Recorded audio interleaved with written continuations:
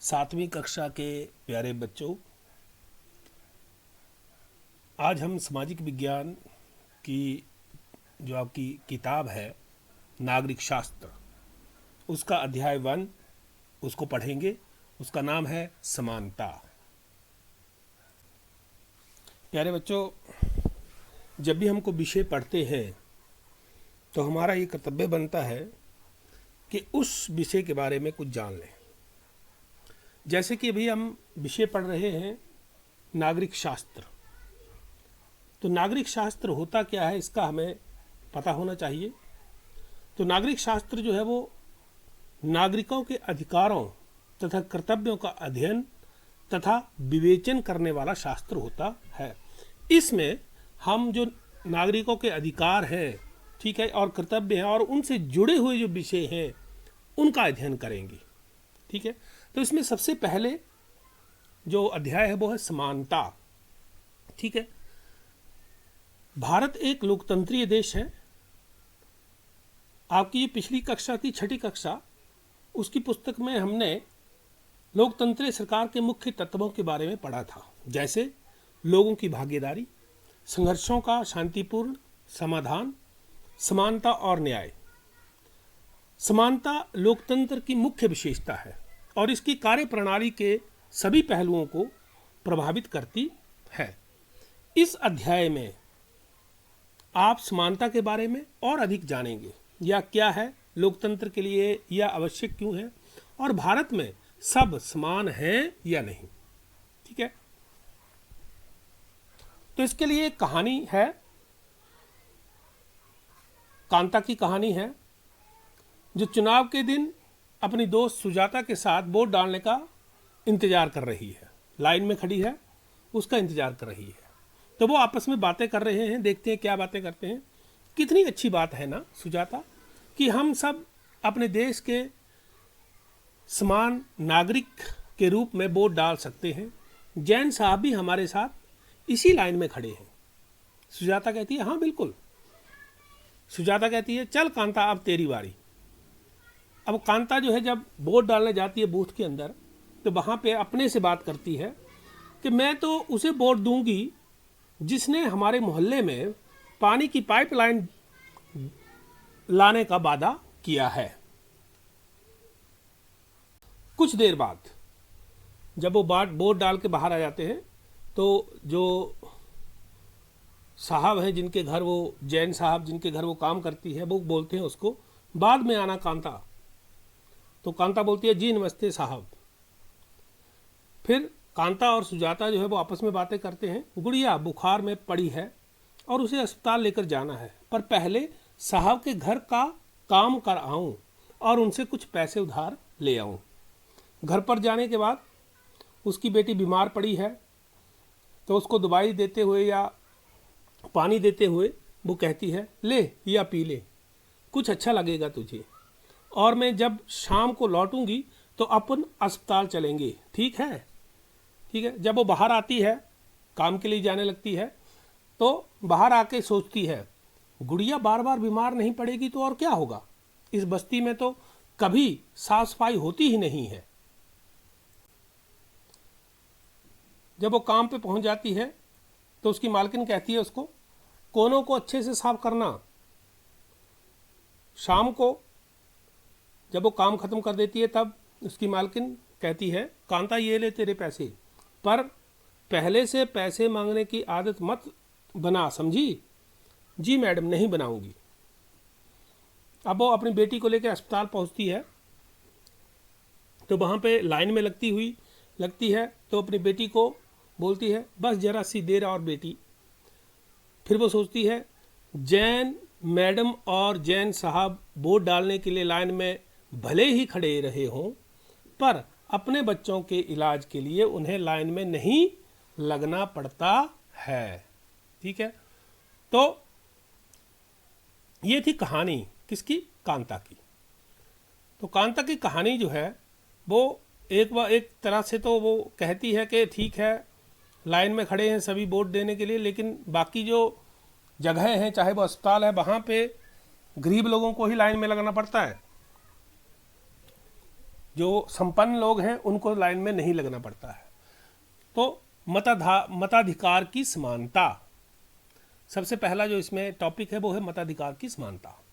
कहानी का प्रारंभ कांता के वोट देने की लाइन में खड़े होने से होता है।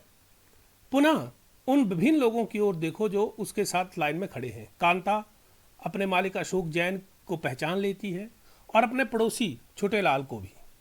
भारत जैसे एक लोकतंत्रीय देश में सब वयस्कों को मत देने का अधिकार है, चाहे उनका धर्म कोई भी हो, शिक्षा का स्तर या जाति कुछ भी हो, वे गरीब हों या अमीर।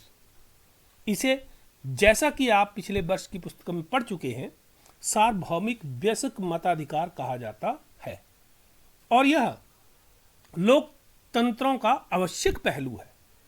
तो लोकतंत्र का आवश्यक पहलू क्या है? सार्वभौमिक वयस्क मताधिकार। ठीक है, सार्वभौमिक वयस्क मताधिकार का विचार समानता के विचार पर आधारित है, क्योंकि यह घोषित करता है कि देश का हर वयस्क, स्त्री पुरुष, चाहे उसका आर्थिक स्तर या जाति कुछ भी हो, कुछ भी क्यों ना हो, एक वोट का हकदार है। कांता वोट देने के लिए बहुत उत्सुक है और यह देखकर बहुत खुश है कि वह उन अन्य सब के बराबर है, क्योंकि उन सब के पास भी एक ही वोट है। परंतु जैसे जैसे दिन बीतता है, कांता के मन में समानता के वास्तविक अर्थ के बारे में शंका होने लगती है।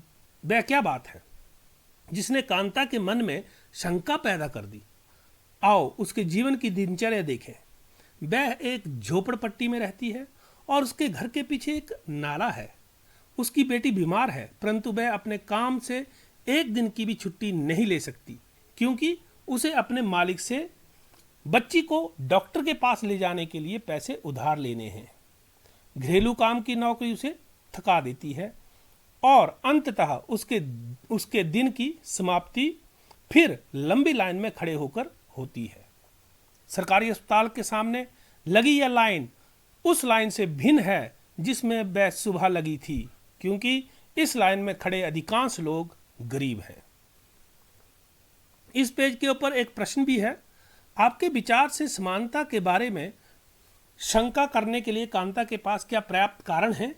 उपरोक्त कहानी के आधार पर उसके ऐसा सोचने के 3 कारण बताइए। ठीक है, वैसे इसका उत्तर जो है, जो अगला वीडियो है उसमें मैं लिख के दूंगा, लेकिन यहाँ थोड़ा सा डिस्कस कर देते हैं कि उसके मन में ये शंका पैदा हुई क्यों।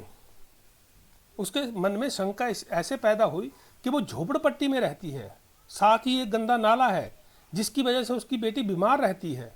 ठीक है, अस्पताल की लाइन में उन्हें खड़ा रहना पड़ता है, जबकि जो संपन्न लोग हैं उनको खड़ा नहीं रहना पड़ता है। ठीक है, ये कुछ बातें हैं जिनसे उसके मन में समानता के प्रति शंका पैदा होती है। आगे है अन्य प्रकार की असमानताएं। ठीक है, कांता उन बहुत से लोगों में से एक है जो भारतीय लोकतंत्र में रहते हैं और जिन्हें मताधिकार प्राप्त है, लेकिन जिनका दैनिक जीवन और कार्य करने की स्थितियां समानता से बहुत दूर हैं। निर्धन होने के अतिरिक्त भारत में लोगों को अन्य अनेक कारणों से भी असमानता का सामना करना पड़ता है। इसका आशय हम निम्नलिखित 2 कहानियों को पढ़कर समझेंगे। ये दोनों ही वास्तविक घटनाओं पर आधारित है और भारत में होने वाली विभिन्न प्रकार की असमानताओं पर प्रकाश डालती है। भारत में सामान्यतः प्रचलित असमानताओं में से एक है जातिगत व्यवस्था। ये जो जातिगत व्यवस्था है, ये भी एक असमानता का कारण है। यदि आप ग्रामीण भारत में रहते हैं तो जातिगत पहचान का अनुभव शायद बहुत छोटी आयु में ही हो जाता है। यदि आप भारत के शहरी क्षेत्र में रहते हैं तो शायद यह सोचेंगे कि लोग अब जात पात में विश्वास नहीं करते, परंतु जरा एक प्रमुख समाचार पत्र के वैवाहिक विज्ञापन के कॉलम को देखिए तो आप पाएंगे कि उच्च शिक्षा प्राप्त शहरी भारतीय के दिमाग में भी जाति कितनी महत्वपूर्ण है। ठीक है, वैसे तो कहते हैं कि शहर में लोग जो है वो जाति को नहीं मानते हैं, लेकिन आपने देखा होगा जब भी समाचार पत्रों में वैवाहिक विज्ञापन आते हैं तो उसमें किस तरह से वो विज्ञापन दिए जाते हैं उसमें लिखा होता है कि एक राजपूत लड़के के लिए राजपूत लड़की चाहिए, एक ब्राह्मण लड़के के लिए ब्राह्मण लड़की चाहिए, या एक ब्राह्मण लड़की के लिए ब्राह्मण लड़का चाहिए। तो उनके, जबकि वो पढ़े लिखे हैं, ठीक है, लेकिन उनके दिमाग में भी जाति जो है, जाति का आधार जो है बहुत ही महत्वपूर्ण है। ठीक है, आइए अब कहानी पढ़ते हैं। अब एक कहानी स्कूल जाने वाले एक दलित बच्चे के अनुभवों के बारे में पढ़ें। दलित के बारे में आप पहले ही पिछले वर्ष की पुस्तक में पढ़ चुके हैं। दलित एक ऐसा शब्द है जो निचली कही जाने वाली जाति के लोग स्वयं को संबोधित करने के लिए प्रयोग में लाते हैं। दलित का अर्थ होता है कुचला हुआ या टूटा हुआ, और इस शब्द का इस्तेमाल करके दलित यह संकेत करते हैं कि पहले भी उनके साथ बहुत भेदभाव होता था और आज भी हो रहा है। ओम प्रकाश वाल्मीकि एक प्रसिद्ध दलित लेखक हैं। अपनी आत्मकथा जूठन में वे लिखते हैं, उनकी आत्मकथा का नाम क्या है? जूठन। वे लिखते हैं, कक्षा में मुझे दूसरों से अलग बैठना पड़ता था, और वह भी फर्श पर, क्योंकि बैठने की टाट पट्टी पर जगह नहीं होती थी। कभी कभी मुझे सबसे पीछे दरी पर बैठना पड़ता था, बिल्कुल दरवाजे के पास। कभी कभी बिना किसी कारण के वे मुझे मारा पीटा करते थे। जब वे कक्षा 4 में थे, प्रधानाध्यापक ने ओम प्रकाश से स्कूल और खेल के मैदान में झाड़ू लगाने को कहा। वे लिखते हैं, मुझे जैसे छोटे एवं कमजोर शरीर वाले की तुलना में मैदान बहुत बड़ा था, और उसकी सफाई करने मेरी पीठ दर्द करने लगी। मेरा चेहरा धूल से भर गया, धूल मेरे मुंह के अंदर चली गई थी। मेरी कक्षा के दूसरे बच्चे पढ़ रहे थे और मैं झाड़ू लगा रहा था। प्रधानाध्यापक अपने कमरे में बैठे मुझे देख रहे थे। मुझे एक बार पानी पीने की भी अनुमति नहीं दी गई। मैं दिन भर झाड़ू लगाता रहा। स्कूल के कमरों के दरवाजों और खिड़कियों से शिक्षक और लड़के यह तमाशा देखते रहे। ओम प्रकाश से अगले 2 दिनों तक स्कूल और खेल के मैदान में झाड़ू लगवाई जाती रही, और यह क्रम तभी रुका जब उधर से गुजरते हुए उसके पिता ने अपने बेटे को झाड़ू लगाते देखा।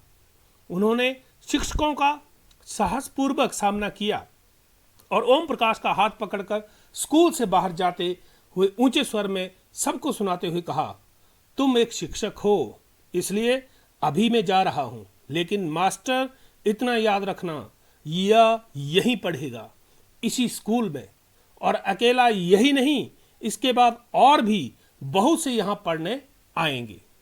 एक कहानी ये है, ठीक है, जहां पे एक दलित बच्चे के साथ उसकी जाति के आधार पर क्या था, असमानता का व्यवहार किया जा रहा था। दूसरी कहानी एक ऐसी घटना पर आधारित है जो भारत के एक बड़े शहर में घटी, और देश के अधिकांश भागों में ऐसा होना एक सामान्य बात है। यह कहानी श्री और श्रीमती अंसारी की है, जो शहर में किराए पर एक मकान लेना चाहते थे। वे पैसे वाले थे, इसलिए किराए की कोई समस्या नहीं थी। वे मकान ढूंढने में मदद लेने एक प्रॉपर्टी डीलर के पास गए। डीलर ने उन्हें बताया कि वह कई खाली मकानों के बारे में जानता है जो किराए पर मिल सकते हैं। वे पहला मकान देखने गए। अंसारी दंपत्ति को मकान बहुत अच्छा लगा और उन्होंने मकान लेने का निर्णय कर लिया। फिर जब मकान मालकिन ने उनके नाम सुने तो वे बहाने बनाने लगीं कि वो मांसाहारी लोगों को मकान नहीं दे सकती, क्योंकि उस बिल्डिंग में कोई भी मांसाहारी व्यक्ति निवास नहीं करता। प्रॉपर्टी डीलर और अंसारी दंपत्ति दोनों ही यह सुनकर आश्चर्यचकित रह गए, क्योंकि पड़ोस से मछली पकाने की गंध आ रही थी। उनके सामने उन दूसरे और तीसरे मकानों में भी जो उन्हें पसंद आए थे, यही बहाना दोहराया गया। अंत में प्रॉपर्टी डीलर ने सुझाव दिया कि क्या वे अपना नाम बदलकर श्री और श्रीमती कुमार रखना चाहेंगे। अंसारी दंपत्ति ऐसा करने के इच्छुक नहीं थे, इसलिए उन्होंने कुछ और मकान देखने का निश्चय किया। अंत में लगभग 1 महीने ढूंढने के बाद उन्हें एक मकान मालकिन मिली जो उन्हें किराए पर मकान देने को तैयार थी। तो इस तरह से जो अंसारी दंपत्ति थी उनके साथ भी असमानता का व्यवहार हुआ, और वो किस आधार पर हुआ? वो हुआ उनके धर्म के आधार पर। ठीक है, तो इस पेज पे भी 2 प्रश्न हैं। आपके विचार में ओम प्रकाश वाल्मीकि के साथ उसके शिक्षक और सहपाठियों ने असमानता का व्यवहार क्यों किया था?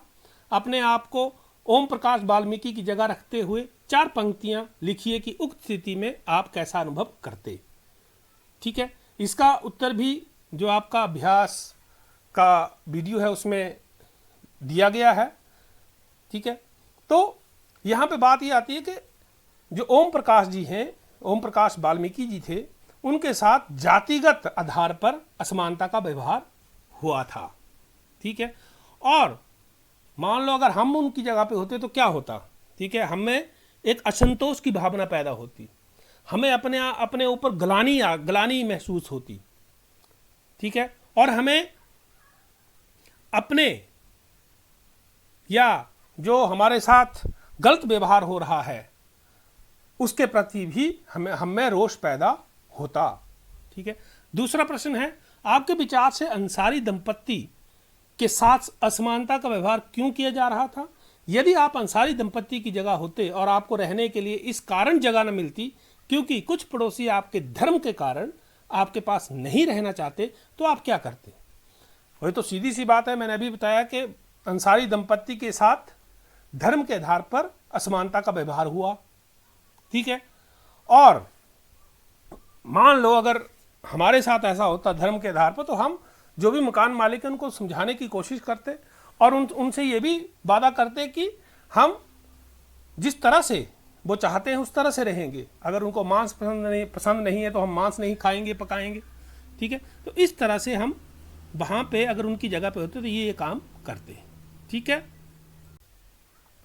अब आगे बात आती है मानवीय गरिमा का मूल्य। ठीक है, अब तक आप समझ गए होंगे कि प्रायः कुछ लोगों के साथ असमानता का व्यवहार बस इस कारण होता है कि उनका जन्म किस जाति, लिंग या धर्म में हुआ है और वे उच्च वर्ग के हैं या मध्यम या निम्न वर्ग के। ओम प्रकाश वाल्मीकि और अंसारी परिवार के साथ असमानता का व्यवहार जातिगत और धर्मगत कारणों से हुआ। जब लोगों के साथ असमानता का व्यवहार होता है तो उनके सम्मान को ठेस पहुंचती है। ओम प्रकाश वाल्मीकि तथा अंसारी दंपत्ति के साथ किए गए व्यवहार के कारण उनकी गरिमा को ठेस पहुंची। ओम प्रकाश वाल्मीकि को उनकी जाति के कारण स्कूल में झाड़ू लगवाकर शिक्षकों और छात्रों ने उनके सम्मान को बुरी तरह आहत किया और उन्हें यह महसूस कराया कि वे विद्यालय के अन्य छात्रों के समान नहीं, उनसे कमतर हैं। बच्चा होने के कारण ओम प्रकाश वाल्मीकि स्वयं इस बारे में अधिक कुछ नहीं कर सके, किंतु जब उनके पिता ने अपने बेटे को झाड़ू लगाते देखा तो उन्हें इस असमान व्यवहार पर क्रोध आया और उन्होंने शिक्षकों के समक्ष विरोध प्रकट किया। जब लोगों ने अंसारी दंपत्ति को अपना मकान किराए पर देने से इनकार कर दिया तब उनके सम्मान को भी चोट पहुंची।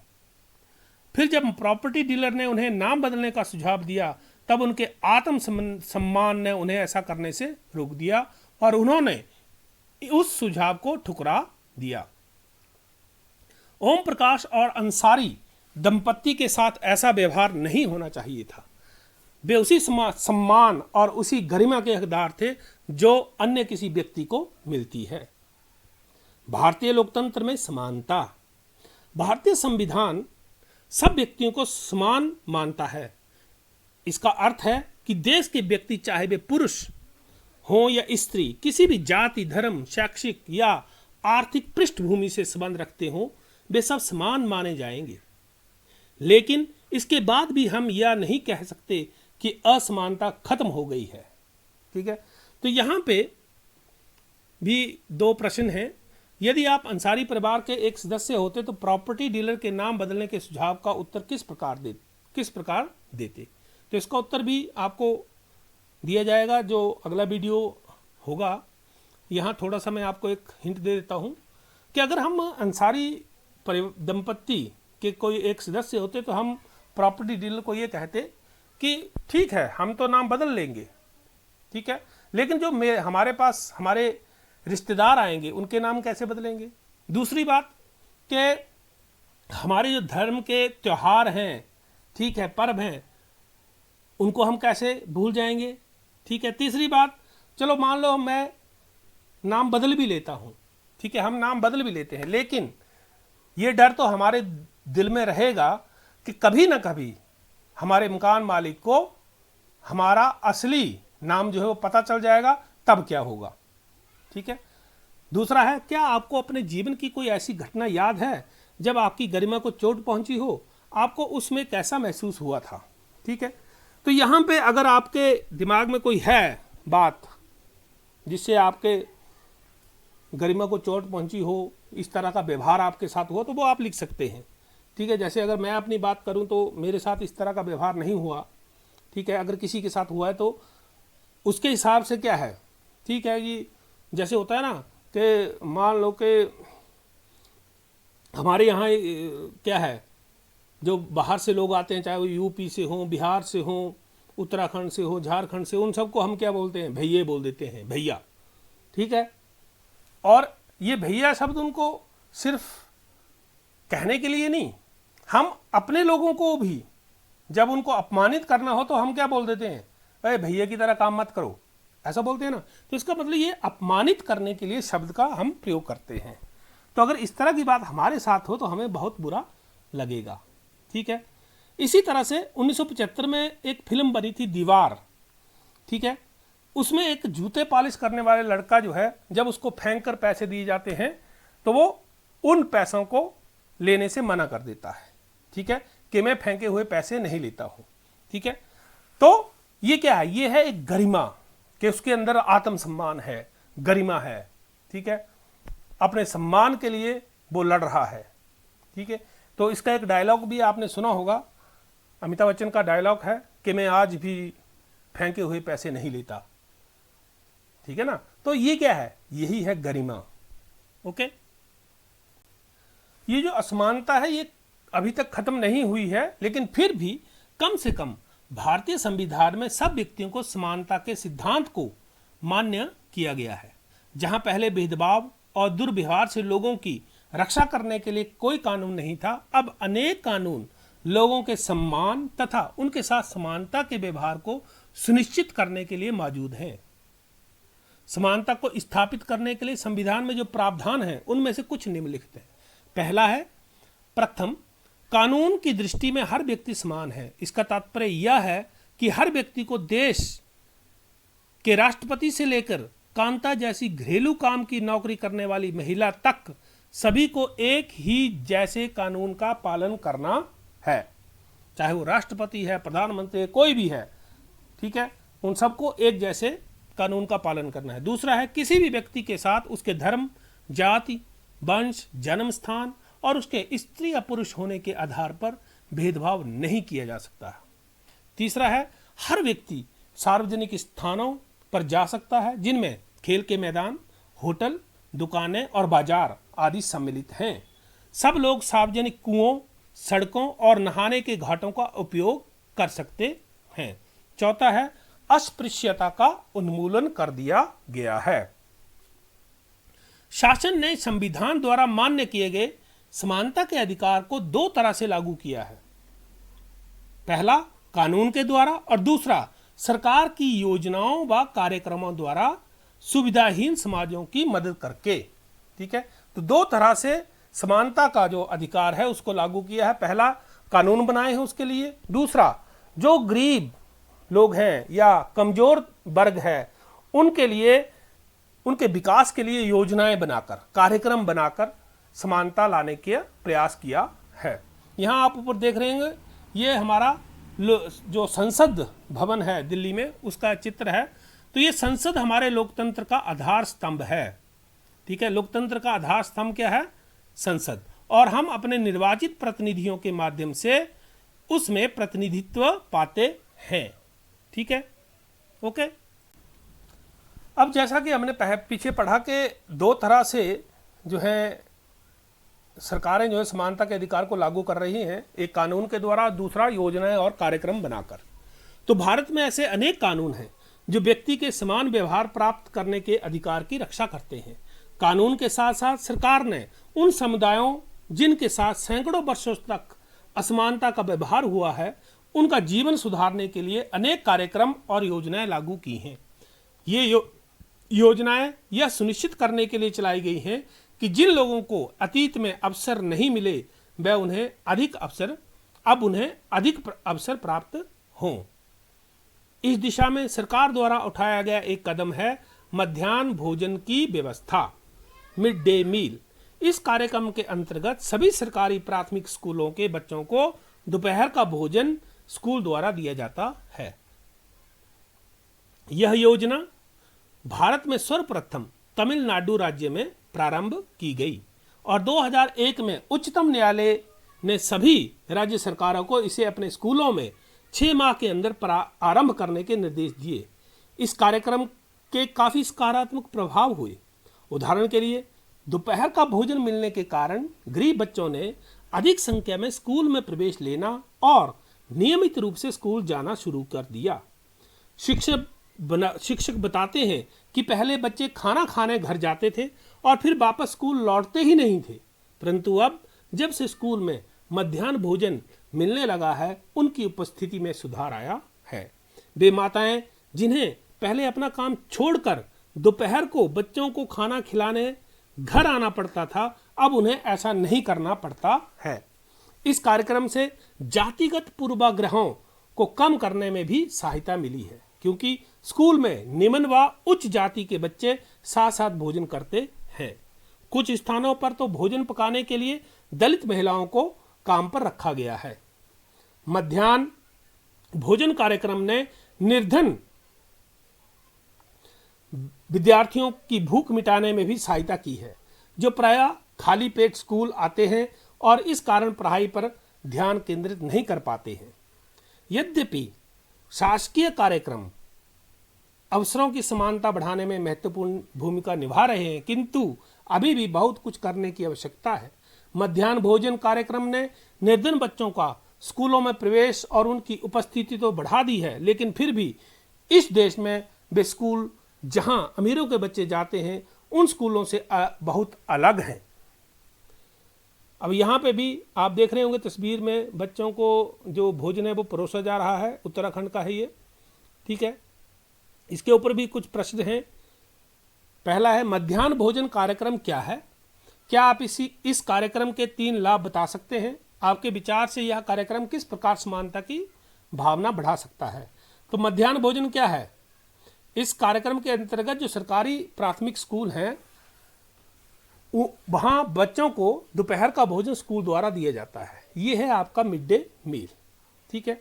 और इसके द्वारा समानता की भावना को बढ़ा सकता है, जरूर बढ़ाया जा सकता है, क्योंकि यहाँ पे जब दोपहर में भोजन दिया जाता है तो वहाँ पे निम्न वर्ग के भी और उच्च वर्ग के भी बच्चे एक साथ मिलकर खाना खाते हैं, ठीक है। इसी तरह से कुछ जगहों पे क्या किया है हमने, कुछ जगहों पे जो दलित महिलाएं हैं उनको खाना बनाने के लिए रखा गया है। तो ये एक कदम है समानता लाने में, ठीक है। दूसरा है, अपने क्षेत्र में लागू की गई किसी एक सरकारी योजना के बारे में पता लगाइए। इस योजना में क्या किया जाता है या किसके लाभ के लिए बनाई गई है। देखिए, बहुत सी योजनाएं प्रदेश सरकारों ने, चाहे वो प्रदेश सरकारें हों चाहे वो आपकी केंद्र सरकार हो, उन्होंने चलाई हुई है, ठीक है। अगर हम अपने क्षेत्र की बात करें, अपने क्षेत्र के हर जगह पे एक RTE एक्ट है, राइट टू एजुकेशन। उसमें जो बच्चे हैं पहली से 8वीं कक्षा तक के बच्चे जो हैं उनको फ्री शिक्षा दी जाती है, निःशुल्क शिक्षा जो है वो दी जाती है, उनसे कोई पैसा नहीं लिया जाता है। और अगर हम बात करें हिमाचल प्रदेश की, तो हिमाचल प्रदेश में जो स्कूली बच्चे हैं उनको मुफ्त वर्दियाँ दी जाती हैं, ठीक है। जो पाठ्य पुस्तकें हैं वो भी इनको मुफ्त ही दी जाती हैं, ठीक है। तो ये जो RTE है, इसका मुख्य उद्देश्य अगर वैसे देखा जाए तो ये है कि पहली बात तो ये है कि ये एजुकेशन की गारंटी देता है, राइट है लोगों के पास। लेकिन इसके साथ साथ ये समानता भी ला रहा है, क्योंकि सभी बच्चे, क्योंकि जो पहले मान लो कि जिनके पास पैसे नहीं है वो नहीं पढ़ा पाते थे, तो अब वो भी बच्चों को पढ़ा रहे हैं और सभी वर्ग के बच्चे, ठीक है, उच्च वर्ग हो या निम्न वर्ग, सबके लिए एक जैसी योजना है, ठीक है। जहां गरीबों के बच्चे पढ़ते हैं, आज भी देश में कई स्कूल हैं जिनमें ओम प्रकाश वाल्मीकि जैसे दलित बच्चों के साथ भेदभाव और असमानता का व्यवहार किया जाता है।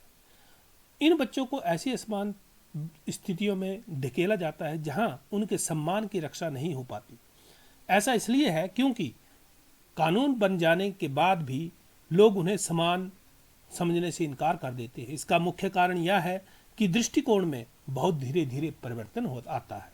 यद्यपि लोग यह जानते हैं कि भेदभाव का व्यवहार कानून के विरुद्ध है, फिर भी वे जाति, धर्म, अपंगता, आर्थिक स्थिति और महिला होने के आधार पर लोगों से असमानता का व्यवहार करते हैं। वर्तमान दृष्टिकोण को बदलना तभी संभव है जब लोग यह विश्वास करने लगे कि कोई भी कमतर नहीं है और हर व्यक्ति सम्मानजनक व्यवहार का अधिकारी है। प्रजातंत्रीय समाज में समानता स्थापित करना एक सतत संघर्ष है जिसमें व्यक्तियों और विभिन्न समाजों को सहयोग देना है। इस पुस्तक में आप इसके बारे में और अधिक पढ़ेंगे। इसमें गरिमा के बारे में या आत्मसम्मान के बारे में B.R. अम्बेडकर जी कहते हैं, अपने आत्मसम्मान को दांव पर लगाकर जीवित रहना अशोभनीय है। आत्मसम्मान जीवन का सबसे जरूरी हिस्सा है। इसके बिना व्यक्ति नगण्य है। आत्मसम्मान के साथ जीवन बिताने के लिए व्यक्ति को कठिनाइयों पर विजय प्राप्त करनी होती है। केवल कठिन और निरंतर संघर्ष से ही व्यक्ति बल, विश्वास और मान्यता प्राप्त कर सकता है। मनुष्य नाशवान है। हर व्यक्ति को किसी न किसी दिन मरना है, परंतु व्यक्ति को यह संकल्प लेना चाहिए कि वह अपने जीवन का बलिदान आत्मसम्मान के उच्च आदर्शों को विकसित करने और अपने मानव जीवन को बेहतर बनाने में करेगा। किसी साहसी व्यक्ति के लिए आत्मसम्मान रहित जीवन जीने से अधिक अशोभनीय और कुछ नहीं है। तो अभी तक जो हमने पढ़ा, इससे हमें एक ऐसे मन में विचार ये आता है आया होगा कि ये असमानता का व्यवहार जो है केवल और केवल मात्र भारतीय लोकतंत्र में ही होता होगा, लेकिन ऐसा नहीं है। अन्य लोकतंत्र, जो दुनिया के अन्य लोकतंत्र है, वहाँ भी इस तरह की बातें होती हैं। ठीक है, अन्य लोकतंत्रों में समानता के मुद्दे। शायद आप सोच रहे होंगे कि क्या भारतीय लोकतंत्र ही ऐसा है जहां असमानता का अस्तित्व है और जहां समानता के लिए संघर्ष जारी है। सच तो यह है कि संसार के अधिकांश लोकतंत्रीय देशों में समानता के मुद्दे पर विशेष रूप से संघर्ष हो रहे हैं। उदाहरण के लिए संयुक्त राज्य अमेरिका में अफ्रीकी अमेरिकन लोग, जिनके पूर्वज गुलाम थे और अफ्रीका से लाए गए थे, वे आज भी अपने जीवन को मुख्य रूप से असमान बताते हैं। आज भी, जबकि 1950 के अंतिम दशक में अफ्रीकी अमेरिकनों को समान अधिकार दिलाने के लिए आंदोलन हुआ था। इससे पहले अफ्रीकी अमेरिकनों के साथ संयुक्त राज्य में बहुत असमानता का व्यवहार होता था और कानून भी उन्हें समान नहीं मानता था।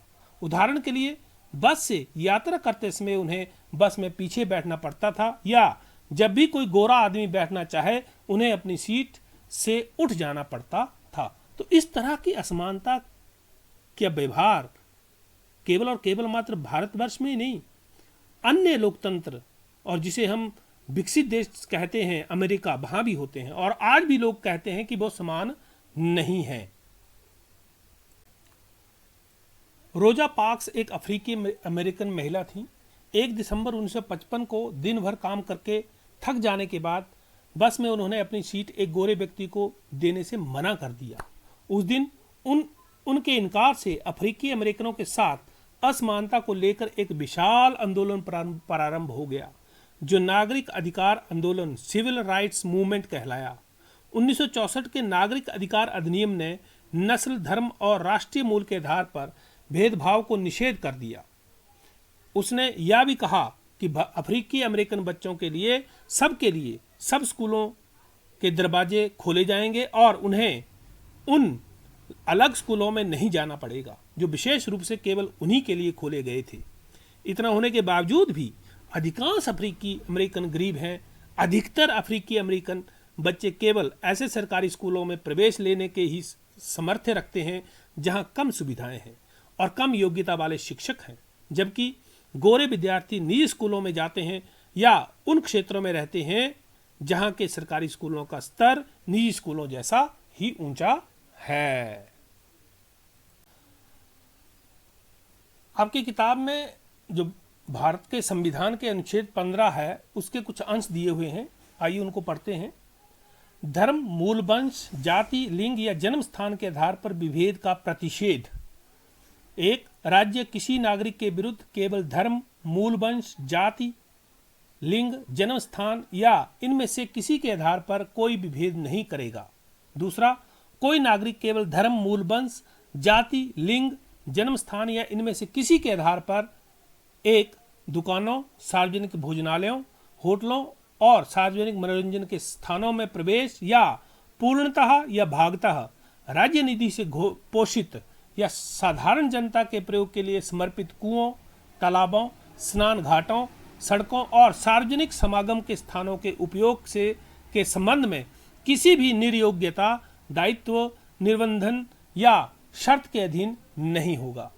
ये कुछ अंश हैं संविधान में जो अनुच्छेद 15 है उसके, जो हमें समानता का अधिकार देते हैं। किसी भी देश को पूरी तरह से लोकतंत्रीय नहीं कहा जा सकता।